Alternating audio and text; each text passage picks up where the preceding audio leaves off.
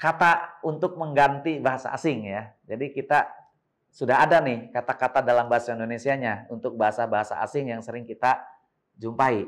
Contohnya apa?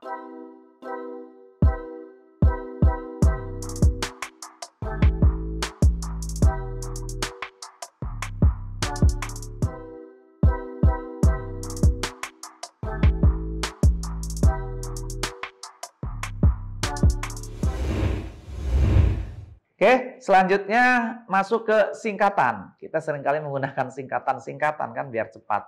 Nah, ini juga harus benar ada aturannya. Ada singkatan yang diambil kata depannya saja, kata awalnya saja ya.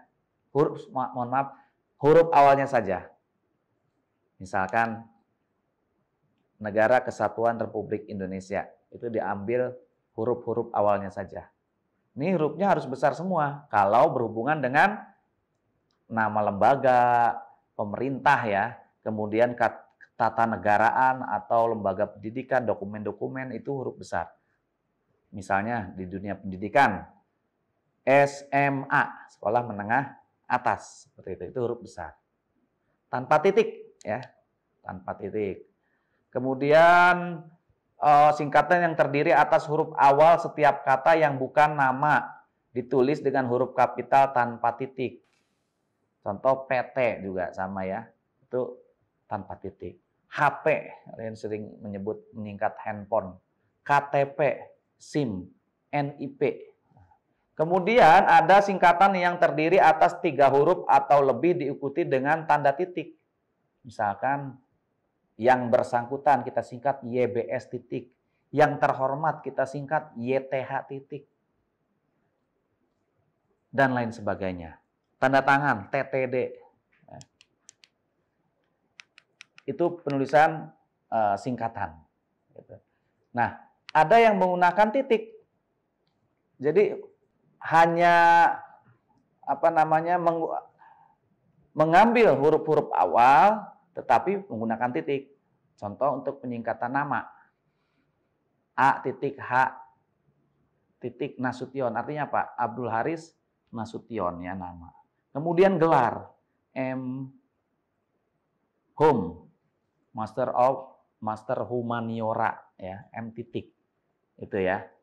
Kalau yang menggunakan titik. Nah, kemudian ini yang perlu kita cermati tentang kesalahan penulisan kata. Nah, ini ada satu paragraf bisa kalian lihat ya. Kira-kira mana yang salah penulisan katanya. Ya, ini penulisan kerjasama. Ini salah. Karena ini digabung, harusnya dipisah. Kerja sama ya. Kemudian penulisan sumber daya, ini juga digabung harusnya dipisah. Kemudian antar daerah, ini dipisah harusnya digabung. Kemudian contoh lain yang salah dan benar dengan kasus yang sama, penggunaan penulisan terima kasih, itu harusnya dipisah. Memberitahu harusnya memberitahu. Ya. Memberitahukan, nah ini baru disambung, kenapa? Karena diawali dengan awalan dan akhiran. Nah, ketika ada frase ditambah awalan dan akhiran menjadi sambung. Contoh memberitahukan. Tanda tangan itu kan ditulis terpisah, tetapi bisa digabung kalau ada awalan dan akhiran. Contoh menandatangankan ya. Dan lain sebagainya. Kemudian ini yang suka salah juga, penggunaan kata merubah dari kata ubah kan, ubah menjadi merubah. Itu salah, harusnya mengubah. Kalau merubah jadi rubah ya. Segala ya. Kami rubah, salah, harusnya kami ubah. Yang benar menggunakan ada R-nya itu perubahan. Kenapa? Karena ini adalah awalan per ya, itu perubahan. Jadi rubahnya itu bukan bentukan kata dari ubah. Kalau rubah itu jenis binatang ya, seperti itu. Kemudian tadi kenapa antar daerah digabung? Jadi antar di sini itu bukan antar kita mengantar ya. tetapi antar di sini antar kata penghubung. Kan kata penghubung kalau digabung dengan kata kerja itu jadi disambung ya seperti itu. Nah, kemudian penggunaan absensi dan presensi. Kita sering gunakannya apa? Absen. Ayo kita absen. Untuk apa kita mengabsen? Absen itu artinya apa? Artinya ketidakhadiran. Kalau presensi kehadiran. Nah, yang kita data itu yang hadir biasanya. Kecuali memang kita akan mencari atau mendata yang tidak hadir. Itu namanya absensi. Jadi mulai hari ini kita gunakan presensi. Kemudian ini ada padanan atau bentukan kata kata untuk mengganti bahasa asing ya. Jadi kita sudah ada nih kata-kata dalam bahasa Indonesianya untuk bahasa-bahasa asing yang sering kita jumpai. Contohnya apa? Barcode itu bahasa Indonesianya kode batang ya. Laundry itu penatu, outbound mancakrida. Kemudian screenshot tangkapan layar. Kemudian drive thru itu di Indonesianya apa? Layanan antar turun, lantatur ya. Layanan tanpa turun, lantatur gitu. Kemudian slide PowerPoint itu salianda ya. Kemudian upload, unggah, download, unduh. Bully itu risak atau rundung. Nah, ini kalau memang ada bahasa Indonesianya, sebaiknya kita gunakan bahasa Indonesia. Untuk memperkenalkan bahwasanya di Indonesia juga ada kata-kata ini. Gitu. Kalau tidak ada bahasa Indonesianya, boleh kita menggunakan bahasa asing seperti itu.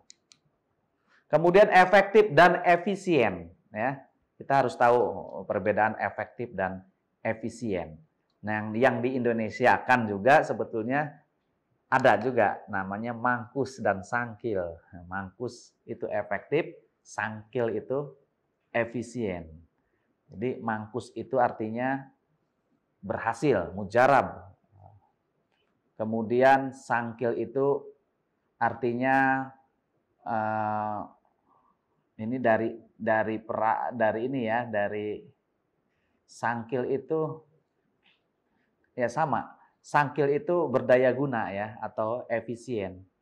Jadi mangkus dan sangkil itu efektif dan efisien. Berhasil dan caranya benar seperti itu, tepat sasaran ya. Kemudian berhak dan berwenang. Berbeda. Kalau berhak ini memang dalam penggunaan katanya begini, kalau berhak. Masyarakat yang dirugikan akibat berbagai masalah pengelolaan sumber daya air berhak mengajukan. Dia punya hak. Tapi tidak punya kewenangan untuk memajukan. Yang punya kewenangan ada lagi, kalau yang mau mengajukan gugatan yang punya kewenangan siapa? Ya, pengacara ya. Gitu. Jadi beda berhak dengan berwenang. Berwenang itu melekat ada tugasnya. Misalkan kepolisian berwenang menindak, bukan berhak menindak kalau terhadap pelanggar hukum. Itu wewenang dia, bukan hak dia ya. Seperti itu. Nah, ada banyak kata-kata yang seringkali kita tidak sadari, kita gunakan sehari-hari ternyata salah. Ya, baik dalam penulisan maupun lisan. Baik di kepentingan akademik maupun dalam kehidupan sehari-hari. Oleh karena itu, saya mengajak ya rekan-rekan mahasiswa ataupun masyarakat untuk kembali belajar kata-kata apa ya yang memang benar. Kata-kata mana yang selama ini tidak benar, tidak baku, tidak efektif, dan lain sebagainya. Mari kita belajar sama-sama. Sudah ada beberapa medianya ya di internet. Itu ada kamus daring ya, kemudian ada pedoman umum bahasa Indonesia, dan lain sebagainya. Silakan bisa diakses. Sekian materi dari saya. Mohon maaf bila ada kekurangan. Silakan bisa Anda akses di sepada.teknokrat.ac.id dan juga di channel YouTube Kuliah Teknokrat. Jangan lupa untuk subscribe, like, and comment. Ya. belum di bahasa Indonesia kan ya, suka dan berikan komentar. Sekian, Assalamualaikum warahmatullahi wabarakatuh. Selanjutnya, bagi rekan-rekan yang ingin mendaftar di kampus Sang Juara, kita saksikan cuplikan pendaftaran online Universitas Teknokrat Indonesia.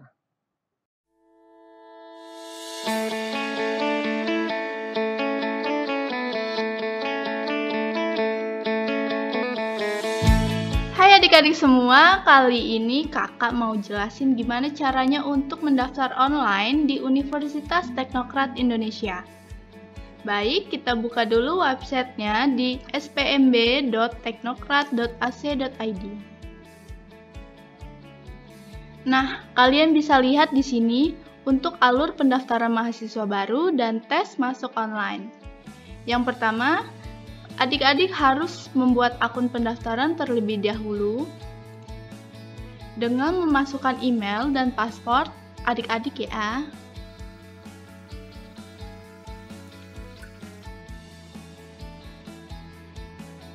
Setelah itu, adik-adik bisa login dengan memasukkan alamat email dan password yang sudah didaftarkan sebelumnya. Kemudian, adik-adik harus mengisikan data pribadi, data sekolah, dan pilihan program studi.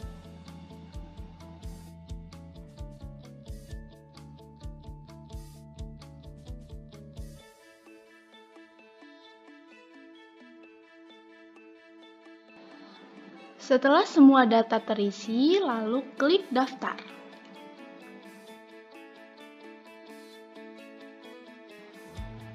Selanjutnya, adik-adik bisa mengunduh cetak kartu pendaftaran. Setelah mencetak kartu pendaftaran, adik-adik bisa melakukan pembayaran melalui bank atau ATM ke nomor rekening yang tertera pada kartu pendaftaran. Setelah adik-adik melakukan pembayaran, lalu foto dan upload bukti pembayaran ke sistem pada menu upload bukti pembayaran.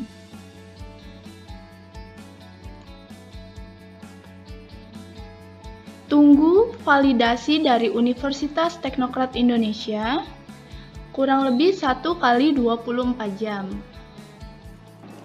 Setelah tervalidasi, adik-adik bisa mencetak nomor ujian di menu cetak kartu ujian. Jika adik-adik semua sudah mempunyai nomor ujian, adik-adik bisa langsung melakukan tes online pada menu online test di bagian menu utama. Pilih fakultas sesuai dengan program studi yang adik-adik pilih ya. Catatan untuk adik-adik semua. Untuk adik-adik yang mengambil jurusan di Fakultas Teknik dan Ilmu Komputer, adik-adik harus mengerjakan soal ujian 2 kali. Untuk Fakultas Ekonomi dan Bisnis, mengerjakan ujian 1 kali. Dan di Fakultas Sastra dan Ilmu Pendidikan, program studi Sastra Inggris dan Pendidikan Bahasa Inggris mengerjakan ujian 2 kali. Program studi pendidikan matematika mengerjakan ujian 1 kali, dan khusus untuk program studi pendidikan olahraga, adik-adik mengerjakan 1 kali ujian kompetensi dasar dan 1 kali ujian tes fisik. Setelah memilih fakultas sesuai dengan program studi adik-adik, lalu pilih akses, pilih continue, isikan username dan password menggunakan nomor ujian. Lalu klik login, lalu klik ujian 1, klik ujian 1 tes kemampuan dasar. Untuk mulai mengerjakan soal, klik start attempt. Pastikan adik-adik mengerjakan soal sampai dengan selesai ya. Jangan lupa klik finish attempt dan scroll ke bawah. Klik Submit All and Finish. Untuk melihat hasil pengumuman tes, adik-adik bisa lihat di link spmb.teknokrat.ac.id. Dengan login kembali, lalu pilih menu pengumuman. Di sini akan tertera hasil tes adik-adik lulus atau tidak, dan adik-adik bisa mencetak slip pembayaran untuk melakukan pembayaran daftar ulang dengan nomor rekening masing-masing program studi. Nah, itu dia cara daftarnya lewat website di Universitas Teknokrat Indonesia. Semoga tutorial ini bermanfaat dan sampai jumpa di Universitas Teknokrat Indonesia, kampusnya Sang Juara.